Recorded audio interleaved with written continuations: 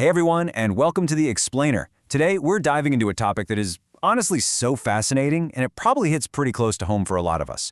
We're exploring the psychology of people who just don't post on social media.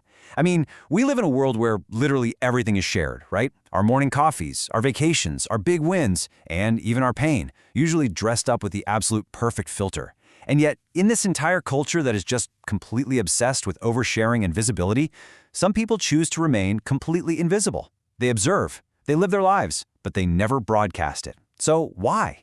What's actually going on in their minds? Well, today we're going to unpack the hidden strength, the actual science, and the quiet rebellion behind digital invisibility. But first, I want to ask you a question, and I want you to be really honest with yourself here.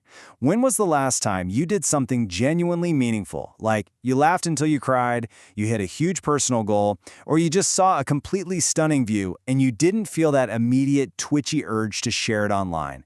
Think about that for a second. That reflex, that instant need to display our lives, it's not natural. It's totally conditioned. We've basically been trained by a decade of likes, shares, and endless scrolling to equate external validation with our personal value. So what actually happens when someone just decides to step completely outside of that system? Let's find out. Section 1. The illusion of visibility.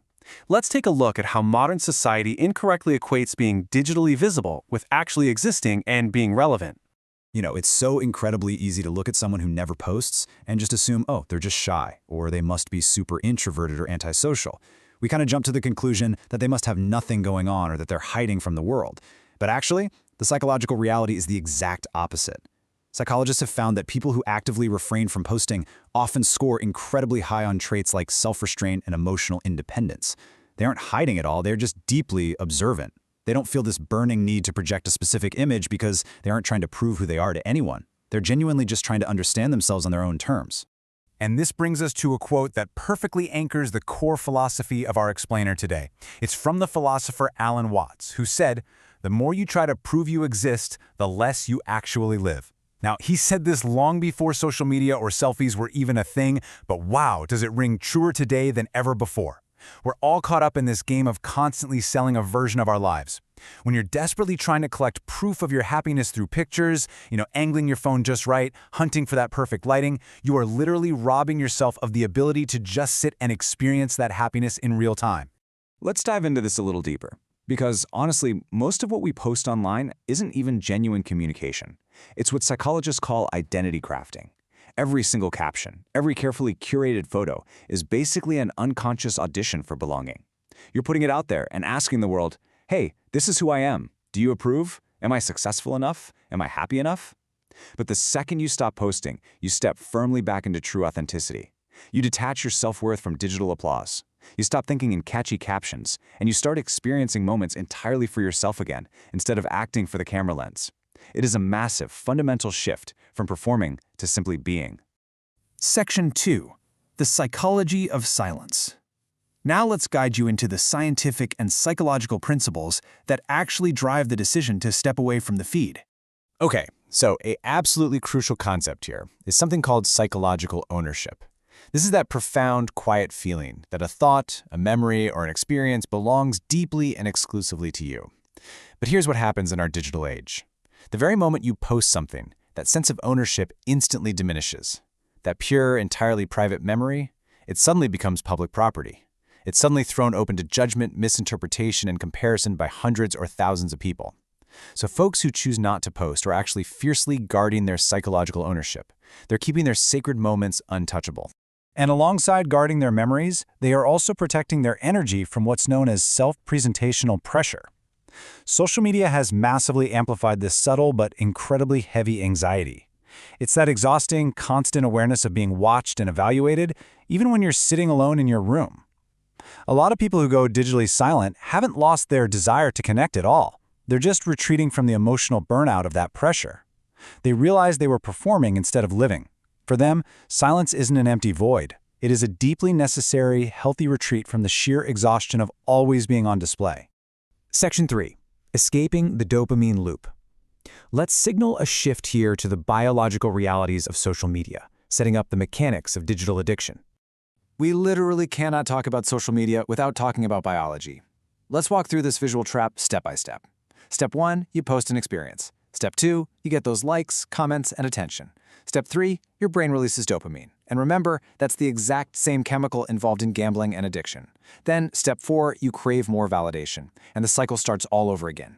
Resisting this engineered addiction loop requires an immense amount of discipline, because make no mistake, it is an active, daily rebellion against a system that was specifically designed by engineers to keep you hooked and scrolling forever. So the people who actually manage to successfully resist that loop usually possess what psychologists call an internal locus of control.